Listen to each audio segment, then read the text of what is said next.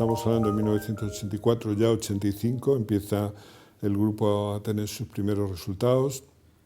El doctor Julio Boza lo que le encomienda al grupo es primero documentar los recursos que hay en las zonas en las que se está pastoreando.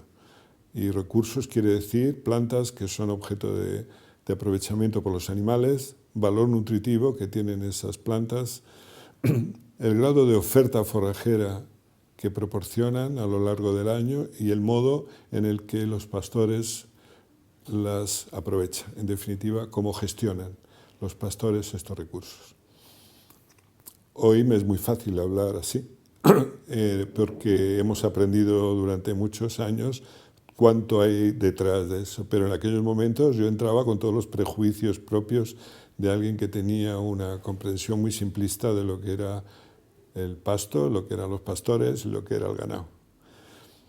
Pero tuvimos la oportunidad, a través de los trabajos de la doctora Robles, que empezó a proporcionarnos catálogos extensísimos de plantas bien documentadas, y empezamos a encontrarnos con que el asunto del pastoreo tenía mucha más enjundia de la que parecía.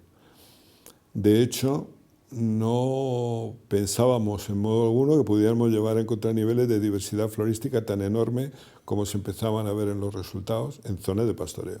Esperábamos justo todo lo contrario. Tampoco esperábamos que la recuperación de la cubierta vegetal se pudiera haber llevado a cabo en colaboración o a la vez que el pastor de estas zonas experimentales ejercía su trabajo, porque esperábamos todo lo contrario. Habitualmente el pastoreo está ligado a degradación del medio, y eso es lo que esperábamos. Sin embargo, los estudios con fotografías aéreas retrospectivas, desde el momento en que se habían empezado a llevar a cabo las prácticas ganaderas, demostraban todo lo contrario. Un buen día se lo contamos al pastor, porque nos llamaba la atención el documento, y el hombre, que en varios momentos tuvo oportunidad de darse cuenta a veces lo lejos que está la investigación del campo, nos decía, bueno, yo te lo puedo contar de otro modo. Decía, cuando yo era pequeño, el río bajaba turbio. Desde que yo pastoreo, baja limpio. Bueno, es una manera muchísimo más gráfica de explicar que la recuperación de la cubierta vegetal era perfectamente compatible con los usos ganaderos que él llevaba a cabo. Encima, la proporción de plantas forrajeras de la flora natural era muy elevada y la diversidad muy elevada, y nada de eso esperábamos.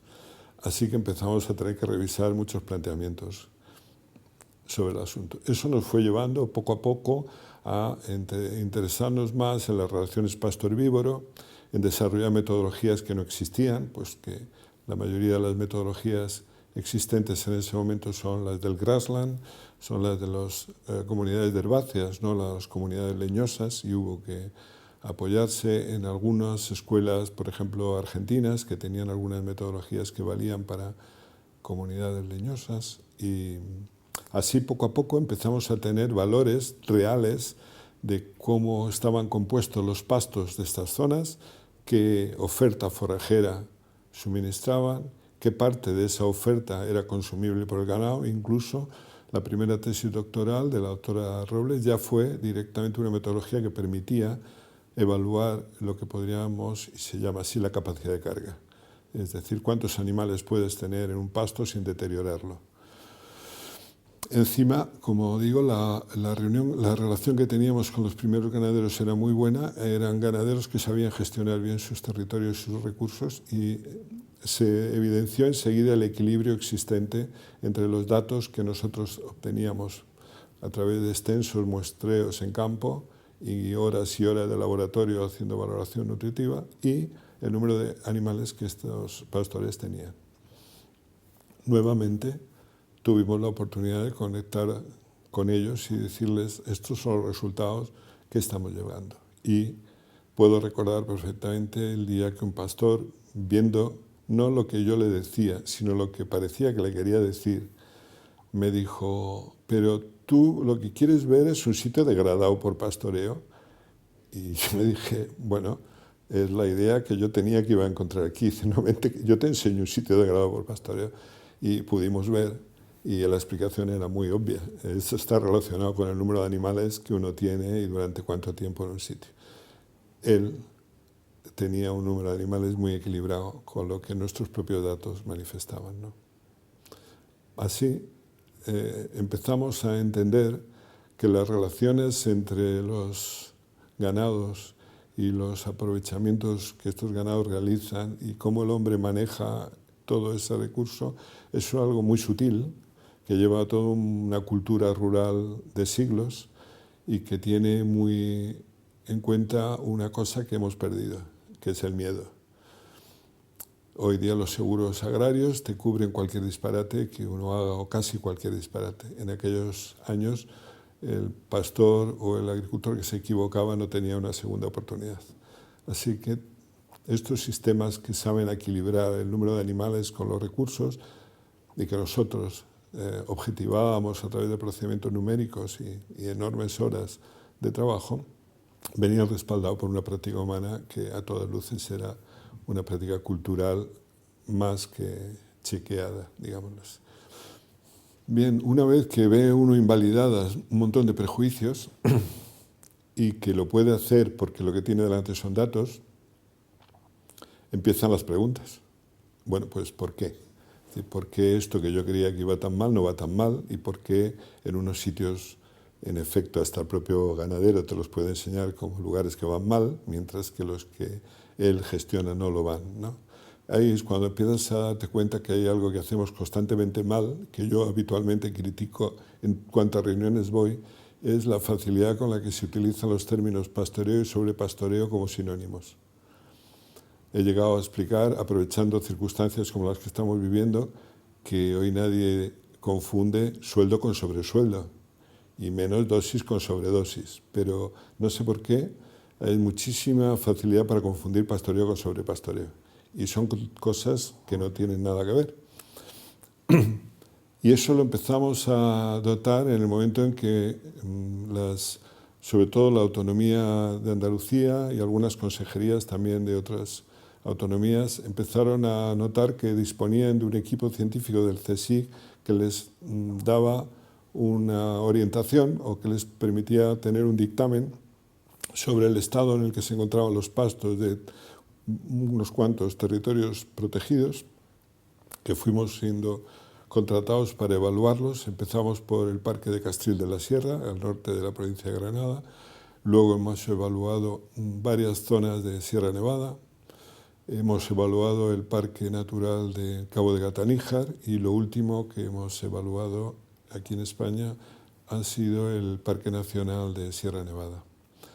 Eso tiene no solo una connotación muy grande de contacto con la realidad, sino incluso con los gestores de esa realidad. Empiezas a darte cuenta que hay colegas, a veces de mi propia formación universitaria o de otras, que tienen la responsabilidad de gestionar espacios cuyos paradigmas son conservación de la naturaleza, conservación de la biodiversidad, protección de determinados taxones amenazados, en fin, una serie de paradigmas de conservación que yo creo que todos aplaudimos, ¿no? Y infortunadamente, por el enorme peso que tienen los prejuicios, muchos de estas aspiraciones conservacionistas en el ámbito de los prejuicios están inicialmente enfocadas contra el hombre. Se supone que el hombre es el gran enemigo de la naturaleza. Y dentro de ese gran marco que es el hombre, evidentemente el ganadero, y no digamos ya sus ganados. Con lo cual, claro, disponer de una metodología que te permite medir las cosas es muy interesante para cualquier gestor. Y esos trabajos que llevamos a cabo durante bastantes años de evaluación de espacios naturales, siempre tuvimos la prudencia de compartirlos tanto con el sector ganadero como con el que tenía que gestionar los pastos o los recursos. En algunos momentos hemos llegado al surrealismo de ser casi los mediadores, porque las dos poblaciones, los gestores y los ganaderos, funcionaban como dos planetas que no querían tener contactos entre sí. Arrastraban una enorme historia de desencuentros y no era fácil. Incluso nos teníamos que reunir casi por separado. Bueno, eso también ha ido cambiando, gracias a Dios, con el paso del tiempo. Y todo el mundo ha ido entendiendo que había cosas que explicaban por qué se podían estar haciendo mal. Una de ellas, por ejemplo, fue enseguida el de las subvenciones de la Unión Europea. Uno de los primeros parques que estudiamos era un parque absolutamente sobrecargado de animales. Y cuando tuvimos la oportunidad de hablar con el conjunto de pastores que gestionaban aquellos pastos, pues se produjo lo habitual. En público nadie aceptó que eso se estuviera produciendo, pero acabada la reunión y trasladándonos todos al bar, ya en el bar era muy notable que muchos te decían, no, si nosotros sabemos muy bien que estamos sobrecargando los pastos, lo que ocurre es que nos están pagando por el número de cabezas de animales. Usted me dirá. Ahí te empiezas a encontrar ya con inconsistencias de este tipo que tuvimos la oportunidad de denunciar en algunas publicaciones, ¿no? Pero también empezaron los encuentros. En esos encuentros las metodologías tuvieron que empezar a reajustarse porque nosotros empezamos evaluando una zona experimental de poco más de 100 hectáreas y poco más de 100 animales. Tuvimos que pasar ya a escalas de más de 1000 hectáreas y más de 400 o 500 animales. Y cuando uno ya se enfrenta con un territorio que tiene más de 10.000 o 12.000 hectáreas y más de 20.000 animales, las metodologías tienen que evolucionar. Ya justo en los trabajos que hicimos en el último espacio, que es el del Parque de Sierra Nevada, ya se tuvieron que hacer con apoyo de imágenes satélite, porque es un territorio que supera la ventana que se estuvo trabajando, supera ampliamente las 100.000 hectáreas, ¿no? Pero esos encuentros te van facilitando que algunas preguntas de gabinete empiezan a ser objeto nuevamente de investigación básica. Esos debates entre investigación básica e investigación aplicada en ciertas disciplinas no van muy bien.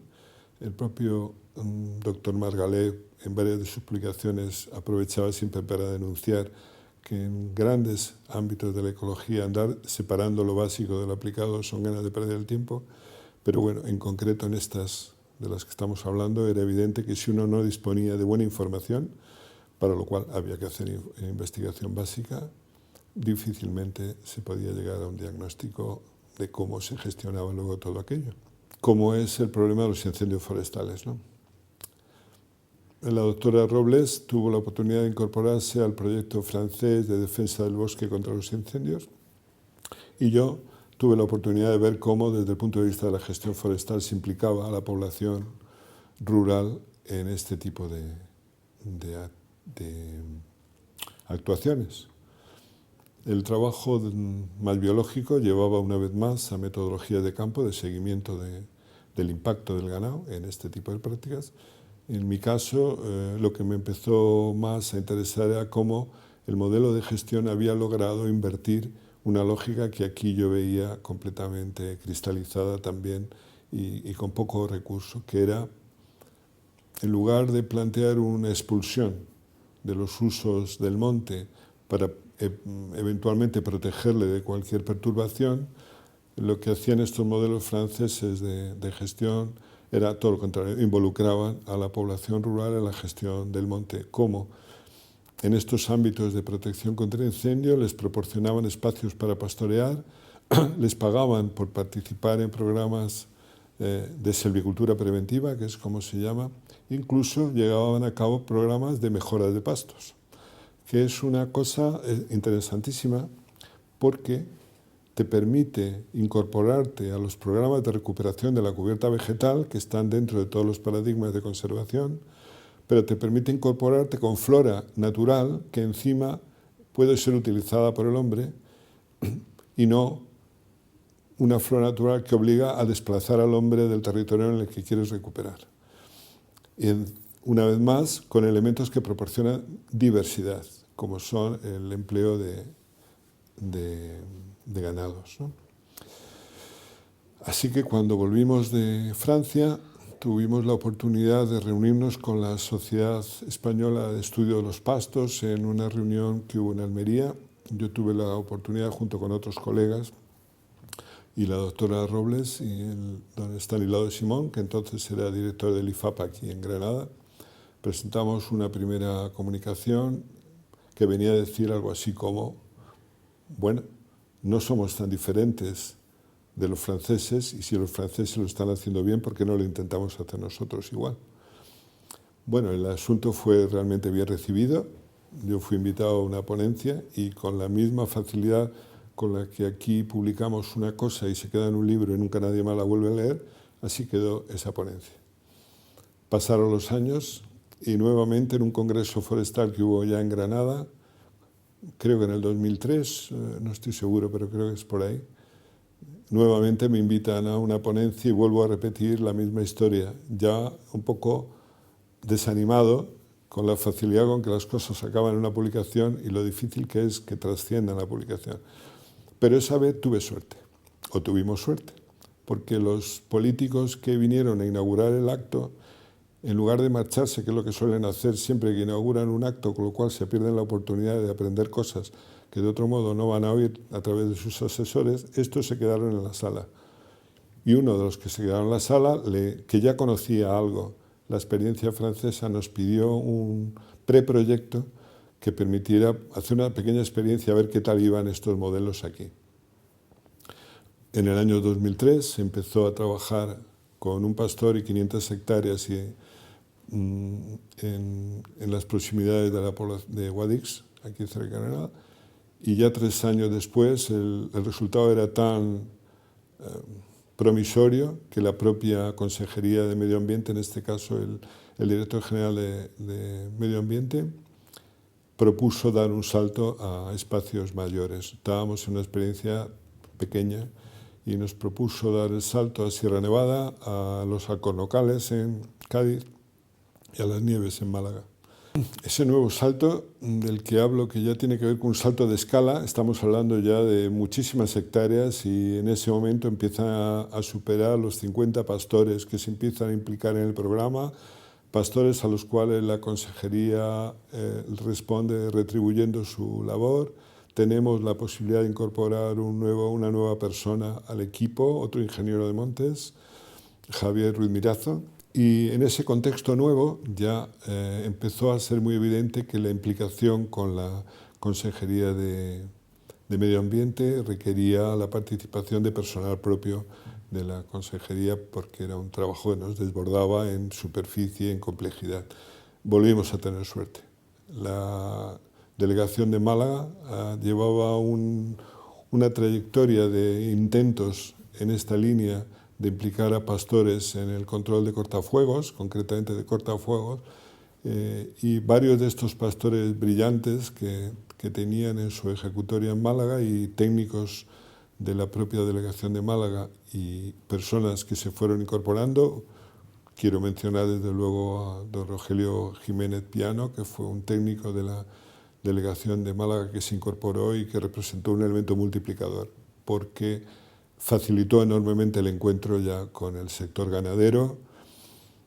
Hoy día, no sé cuántos pastores llevan en el programa, pero hace poco que he tenido el dato, superaban los 200. Y todo esto es un mérito ya de colaboración entre las dos instituciones, el Consejo de Investigaciones Científicas, la Consejería de Medio Ambiente de la Junta de Andalucía y su propio personal, ¿no? Bien, el programa este de pastoreo contra incendios, tal y como nosotros se lo proponemos a la Consejería de Medio Ambiente, está muy influido por el modelo francés que nos había gustado y que no es exactamente como con frecuencia se entiende, incluso se presenta en algunos trabajos que he llegado a ver, el pastorear en cortafuegos. Eso es, digamos, la parte menos interesante de todo el programa. El programa lo que hace es implicar al pastor en el cuidado del monte, para lo cual se le facilita espacios que normalmente han estado excluidos a su uso. Él puede pastorear dentro del espacio forestal. Se ponen en marcha programas que todavía seguimos de mejora de los pastos de estos sitios con el ánimo de que ya que van a ser objeto de aprovechamiento, el aprovechamiento, digamos, cada vez sea mejor, porque merece mejor la pena, y dentro, siempre, como digo, con flora natural, y empieza a ser muy evidente que estas cosas hay que retribuirlas.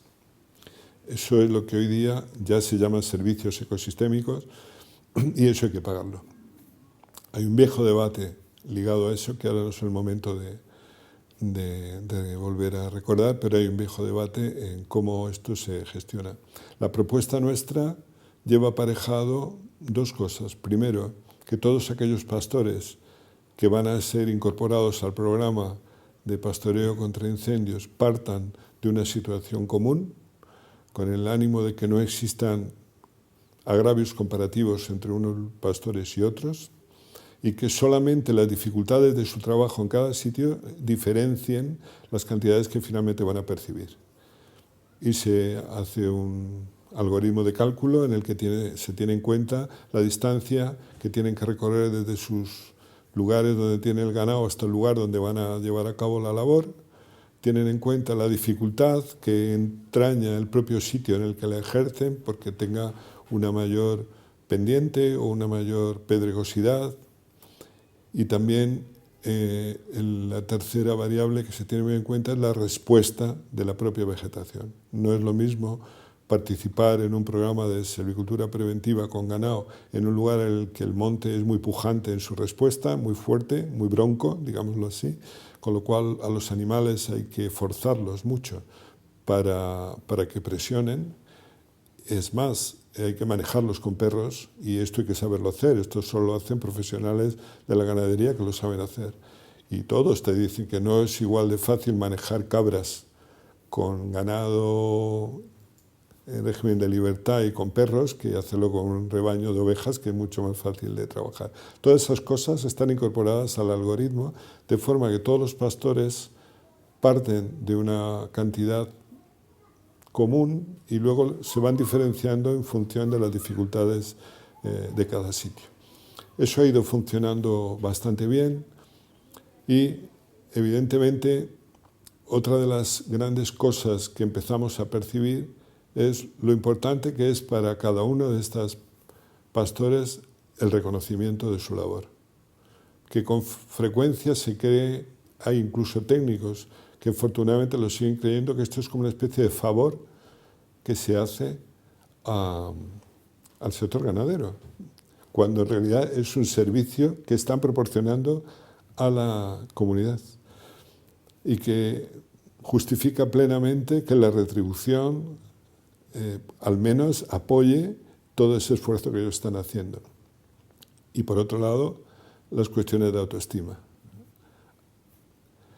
Pertenecíamos en aquel momento a una Interreg que se llama Pastomet, junto con italianos, franceses, portugueses y griegos, y empezamos a darnos cuenta de la importancia que tiene la vinculación a todas estas operaciones la Escuela de Pastores.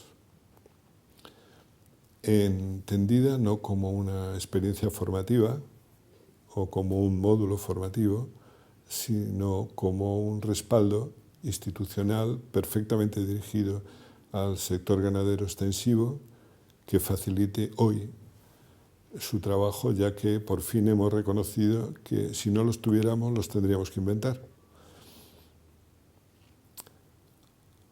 Así las cosas, en Pastomet, precisamente, entre todos los países que trabajamos en él, hubo que elegir una serie de modelos que pudieran ser ofrecidos a la comunidad europea como resultado de este Interreg, ¿no?, en los distintos países. Cada país presentó 2 o 3 modelos de trabajo. Nosotros tuvimos la oportunidad de presentar justo este modelo de manejo ganadero en prevención de incendios, inspirado, como he dicho tantas veces, en el modelo francés. En relación con este tipo de vínculos entre la investigación y los aspectos de transferencia de esta investigación, las fronteras se van a veces borrando mucho. Sí, hay veces que el equipo de investigación ha representado un motor inesperado cuando podía haber su papel, quizás debería haber sido asumido más institucionalmente por otros sectores. Eso no ha sido difícil porque ha prevalecido siempre el buen ánimo en este tipo de operaciones, ¿no?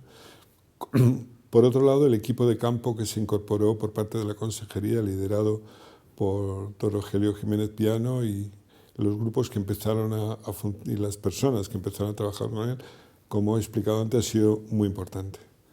Y eso ha ido llevando a que los pastores que se han ido incorporando al proyecto son pastores, digamos, que previamente han demostrado sus compromisos, no solo sus capacidades, que nadie las cuestiona, sino que a veces este divorcio que hay entre la comunidad científica, la técnica, la administración y el mundo rural dificulta el encuentro, ¿no? Y a veces se entienden mal las cosas. En más de una ocasión, pastores del propio programa nos han ayudado, a quienes exponíamos en público el programa a un sector ganadero, nos han ayudado a exponerlo en términos que se pudiera entender con más facilidad. Nosotros tenemos una gran costumbre de utilizar instrumentos potentes como ordenadores, programas de presentación, en fin, que nos da mucha tranquilidad en nuestro ámbito científico, pero cuando uno se tiene que mover en el ámbito rural, algunas de estas cosas parecen películas de estas de arte y ensayo, cuando nos pasaba a nosotros que veíamos estas cosas de pequeños que eran como de la segunda cadena.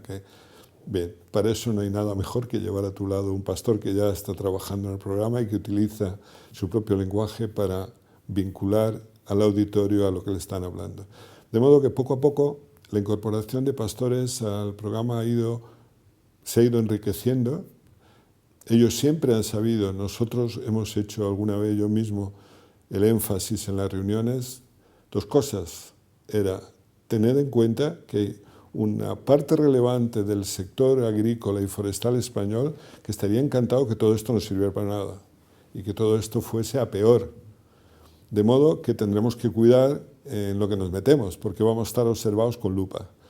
Bien, hoy día, como digo, han pasado ya 10 años de esta experiencia y es muy fácil ver cómo una parte importante del éxito recae directamente en el sector de los pastores que están en el programa y directamente el éxito en el equipo de seguimiento que la consejería pone en la relación con estos pastores. Ahí está probablemente el 90% del éxito. El trabajo nuestro científico está más hoy día encaminado a la formación de determinados aspectos en el seguimiento que estos pastores hacen, puesto que en el fondo se sigue. Esto es una labor que ellos son, entre comillas, examinados 2 veces al año, antes de empezar con las labores de pastoreo en las zonas que se han acordado de forma contractual y después, antes de retribuir la labor para ver cómo se ha hecho, ¿no?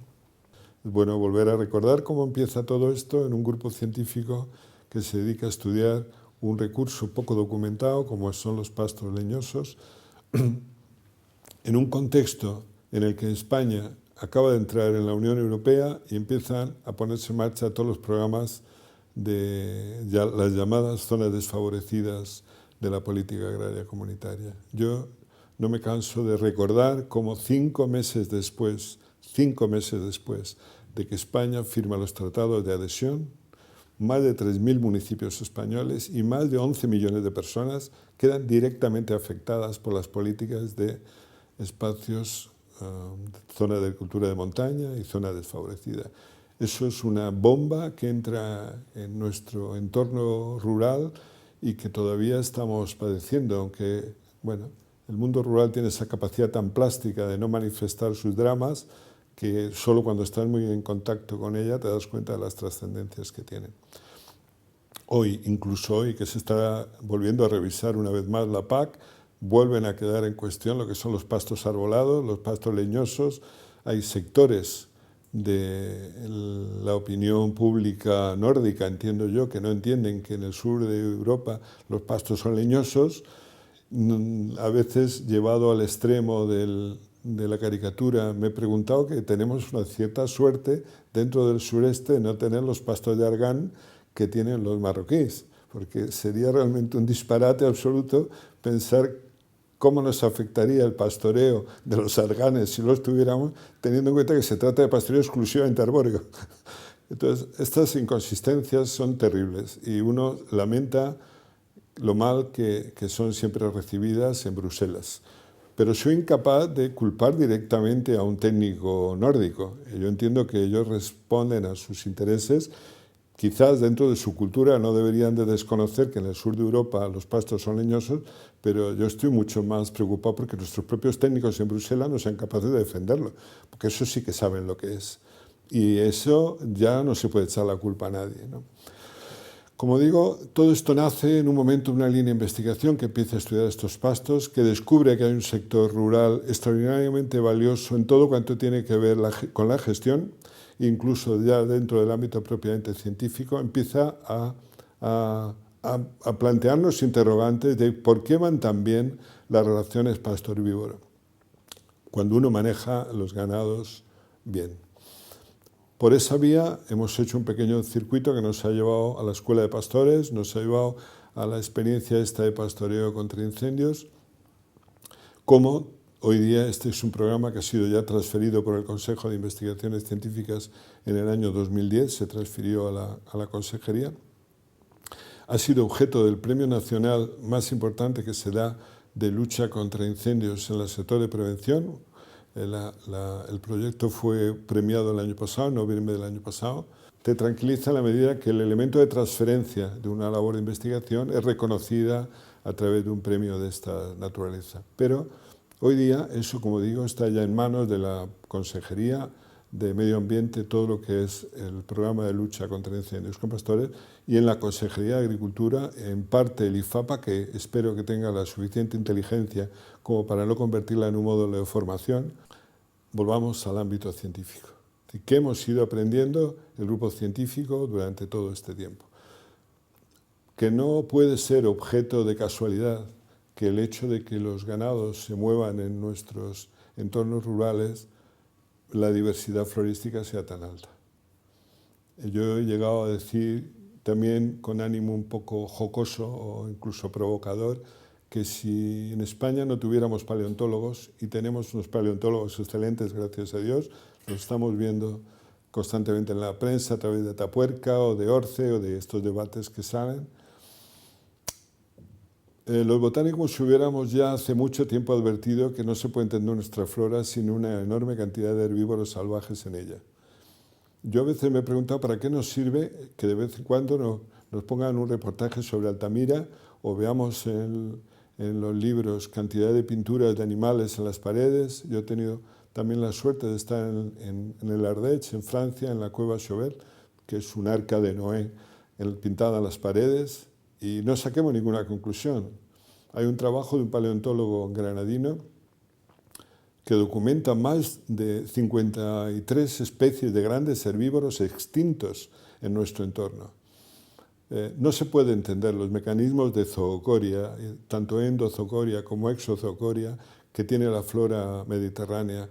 No se puede entender la enorme cantidad de heliófilas, de plantas de luz, de plantas de espacios abiertos. No se puede entender eso si no se entiende las cargas de herbívoros que este paisaje ha soportado durante millones de años. La dehesa es un modelo excelente porque todavía nos permite recordar las estructuras, digamos, sabanoides que se pueden ver en algunas zonas de África con cargas de herbívoros grandes. La relación que existe entre los herbívoros, el paisaje, las plantas, es una cosa muy manifiesta y está latiendo hoy día. Parte de nuestra línea de investigación están muy ligadas a la dispersión de especies a través de las heces de los animales, o están ligadas a ver en qué medida el propio banco de semillas del suelo responde detrás de la perturbación. Y todo ese tipo de análisis, que son muy ricos en contenido científico, yo estoy convencido de que, igual que el control de los riesgos de incendio, pues ha podido ser un poco apoyado con mecanismos de cultura rural, vamos a llamarla así. Todavía queda un gran espacio por recorrer en esas líneas, ¿no? Cómo un trabajo científico te va llevando poco a poco a la comprensión de un entorno cultural, que es el que nos rodea, un entorno cultural que se pierde más allá de los famosos neolíticos a los que parece que les atribuimos todo. Se ha olvidado, por ejemplo, que el hombre maneja el fuego desde hace 500.000 años. Los neolíticos son como mucho 10.000, en estas partes del mundo un poco menos, 6 o 7.000 años. Bueno, pues el que estos espacios que nos rodean estén siendo manejados con una herramienta como el fuego desde hace 500.000 años, ya hace ver que los neolíticos, si algo se les puede atribuir, evidentemente la organización de lo que llamamos el espacio agrario, pero el impacto humano en estos paisajes es muy anterior. No digamos la caza, el exterminio de estos grandes herbívoros que han vivido por aquí, el enorme efecto que ha tenido. Bien, eso, digamos, podríamos decir, sería un poco la parte erudita de todo esto. Pero retomando lo que es el reto que hoy día tenemos un espacio al sur de Europa no muy bien atendido por sus peculiaridades o muy bien defendido por esa capacidad o incapacidad que tenemos de defender lo que nos caracteriza. Ojalá que en el futuro todo vaya bien. Hemos puesto y recordado el modelo de la dehesa, que es tan emblemático que hasta muchos otros lugares del mundo lo utilizan de modelo, ¿no? Pero luego el efecto que tiene en la gestión de estos espacios, el olvidar que son espacios de uso múltiple, pues también tiene su gran riesgo. Es decir, estamos en un clima mediterráneo, por lo cual enormemente fluctuante. Encima con una orografía, somos el segundo país europeo en orografía, en desarrollo orográfico, después de Suiza. En una situación así, lo que aprendieron las culturas antiguas es que uno no puede poner los huevos en la misma cesta a todos. Tienes que apostar en muchas direcciones y además influir sinérgicamente entre ellas. Y eso es lo que, por ejemplo, el modelo de esa manifiesta. Es un espacio de uso agrícola que permite tener usos cinegéticos, usos ganaderos, conservación de la naturaleza, riquísimo en diversidad. Pero hay muchos otros modelos. Los bardales del sistema central lo son, los sistemas de mosaico lo son. El mero hecho de que lo que antes se llamaba un agricultor era un hombre que manejaba ganadería, manejaba el monte, manejaba recursos agrarios. Entonces, claro, es cierto que quizás hay lugares que permiten un cultivo casi monoespecífico, sea el del algodón, el del maíz o el de la celulosa, quizás. Pero la mayoría del espacio mediterráneo es un espacio de uso múltiple. Entonces, cuando uno ve una enorme cantidad de formaciones de olivos o de almendros que están en los límites razonables en los cuales un cultivo tiene probabilidad de salir adelante, o que dependen de episodios bonancibles del clima que les permite que ese año no se les hiele, o que la cosecha sea medianamente, uno se pregunta, bueno, ¿por qué esto no se gestiona como un espacio de uso múltiple, con ganado y con otros usos que sean respetuosos con la cubierta vegetal, ¿no? Que en todos estos espacios debería de ser una de las primeras cosas a cuidar. El hecho de que están ligadísimos a los procesos de erosión, todas estas cosas que se olvidan que el mantenimiento de la cubierta vegetal es un seguro de vida para muchas cosas, entre ellas para que tú puedas tener, por ejemplo, un aprovechamiento ganadero, que es perfectamente compatible con la presencia de un arbolado, sea este de almendros o de olivos, ¿no? Uno de los trabajos del grupo, como creo que habéis tenido la oportunidad de documentar, están más próximos a eso que podríamos llamar agropastoralismo. Uno de los trabajos del grupo, que tiene que ver quizás más con agropastoralismo que con silvopastoralismo, lo que trata es de desarrollar proyectos demostrativos de cómo el mantenimiento de la cubierta vegetal en estos espacios de olivares, almendrales, un poco en el límite de lo que son sus producciones competitivas, digamos, dentro del mercado, son perfectamente recuperables y mejorables con la incorporación de lo que es un modelo ligado al pastoreo, al empleo de razas locales. Justo en algunos de estos trabajos que se daban dificultades para incorporar el uso ganadero al manejo del recurso en cuestión, recurso en este caso podían ser almendros, estaba en un territorio con un recurso estrella como era la ganadería de oveja segureña, por ejemplo, ¿no? Que era muy evidente en qué medida la incorporación de este recurso complementario al manejo de la tierra mejoraba todas las expectativas, mejoraba lo que era la renta y mejoraba lo que era la protección de la cubierta vegetal, que en este caso, que también llevaba una mejora de pastos asociada, se podía llevar a cabo ya incluso con forajeras comerciales, no solamente con forrajeras naturales, que son con las que habitualmente trabajamos, ¿no? Entonces, eso es de nuevo, abre de nuevo todo un mundo de colaboración en momentos en que estamos empezando a revisar estos tendencias a los monocultivos que durante demasiado tiempo han imperado, ¿no? Y yo estoy convencido que el propio sector ganadero o agrario en general está respondiendo también muy favorablemente a este tipo de actitudes.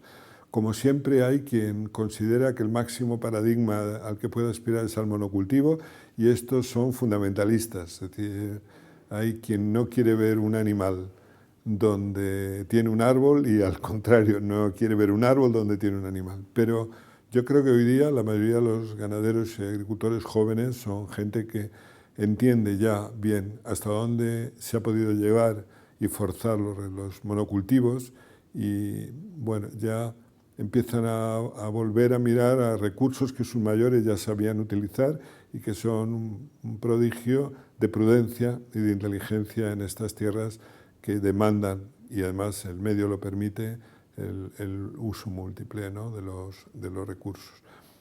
La dehesa, insisto, está asociada a muchas cosas estupendas, pero también está asociada a un producto estrella como es el jamón ibérico, ¿no? Una demostración palpable de cómo se pueden conciliar multitud de intereses de todo tipo. Y dentro de lo que es la agricultura ecológica o la ganadería ecológica, ya que estamos un poco en el tema, uno se da cuenta en estos programas que he comentado, por ejemplo, de lucha contra incendios, cómo es un ámbito en el que se pueden recuperar multitud de razas ganaderas que compiten mal en el estricto plano comercial y sin embargo son extraordinariamente rústicas.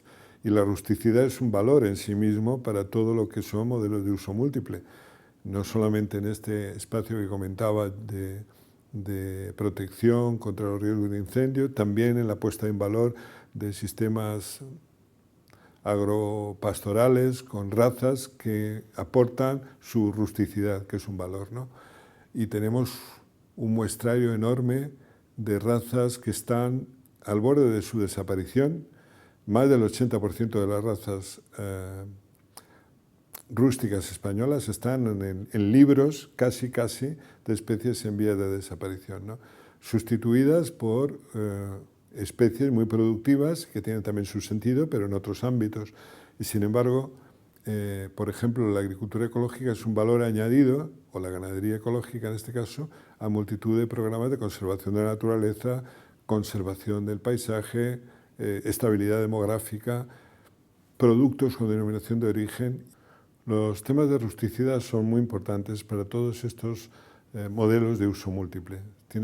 Las razas selectas son muy buenas para producir, pero requieren unas condiciones que justifiquen la inversión de todo tipo, económica, cultural y patrimonial en ese esfuerzo, ¿no? Mientras que el resto del territorio, que es ni más ni menos que el 66% de la superficie agrícola útil española, según datos del propio Ministerio de Agricultura, o el 70% de la superficie autonómica, según los datos de la Consejería de Agricultura, esos son espacios de uso múltiple en los cuales uno puede optar por una panoplia de recursos. Estábamos hablando de los recursos con olivos o almendros o espacios que pueden ser utilizados con ganado y cómo los paradigmas de la ganadería ecológica son perfectamente incorporables a este ámbito que mejora las expectativas de desarrollo, con un elemento que contaba yo, que para mí ha sido una sorpresa encontrar en un documento científico como la evaluación de los ecosistemas del milenio. Entre los servicios ecosistémicos que se recogen en ese diagnóstico, que ya digo se está haciendo en todos los países del mundo, la ganadería brilla con luz propia, porque está en el centro de los tres grandes elementos que tienen que ver con los servicios ecosistémicos, que son los de abastecimiento, los de regulación y los de cultura. En los tres ámbitos, la ganadería en su conjunto y desde luego la ganadería ecológica en particular proporciona elementos estrella. Y hay una cuestión ligada a todo este sentir cultural que revive en este documento, que me llamó la atención, como es lo que se llama el sentido de pertenencia, cosa que uno en Francia, por ejemplo, lo nota. Yo he vivido en Francia, como a la hora de compartir con una familia francesa una tarde, los productos locales son enormemente apreciados, y son apreciados como una deferencia hacia el visitante. Estos son los productos de la comarca en la que yo vivo, ¿no? Claro, imagínate lo que es un paisaje, que es una seña de identidad, lo que son unas infraestructuras, como son las vías pecuarias, como son los puentes, toda esta infraestructura que nos parece ancestral de cuando la época de la Mesta, que siempre nos cuentan que del año Catapún, y sabemos que todavía sigue habiendo movimientos trashumantes que justifican que el clima mediterráneo es como es, y que cuando uno no puede ir a la montaña, como era aquello de iba a montaña, iba a Mahoma, ¿no? Es decir, cuando los pastos se trasladan a otro sitio, uno traslada a sus animales a otro sitio. Y eso es inteligencia, no es prehistoria. Bien, todo este tipo de cosas también generan señas de identidad. La gente se siente muy orgullosa de ser transhumantes. Hay familias mezcladas, el padre o la madre es uno del norte de España, el otro de Extremadura, o dependiendo de cómo estuvieran los extremos de los pastos, ¿no? Gente joven, mi profesor de inglés, que era británico, además de Oxford, estaba encantado porque él se consideraba de Navalguijo, que es una población al lado de Gredos de trashumantes. Él los consideraba, son celtas, me decía él, ¿no? Gente joven, gente sana, que trashumaba hacia Extremadura o volvía a las sierras, y todo eso estaba, como dice el doctor Pedro Monserrat, y con esto quisiera acabar, es esa cultura que nos hace el paisaje, que nos hace sentir que aquello, no sé si nos pertenece o nosotros pertenecemos a ello, ¿no? Eso me llamó mucho la atención, verlo recogido en un documento como la evaluación de los ecosistemas de minerio como un servicio ecosistémico más de los que presta la actividad agraria en general y especialmente la ganadera, ¿no? Es verdad que en este discurrir que he tenido la oportunidad de hacer, me he ido alejándolo aparentemente de lo que era la ganadería ecológica, quizás porque nosotros, más que trabajar directamente en el papel de la ganadería ecológica, trabajamos más en el papel ecológico de la ganadería, ¿no? Pero esto es un lugar de encuentro para muchos ámbitos que tienen que ver con la gestión de nuestros recursos extensivos.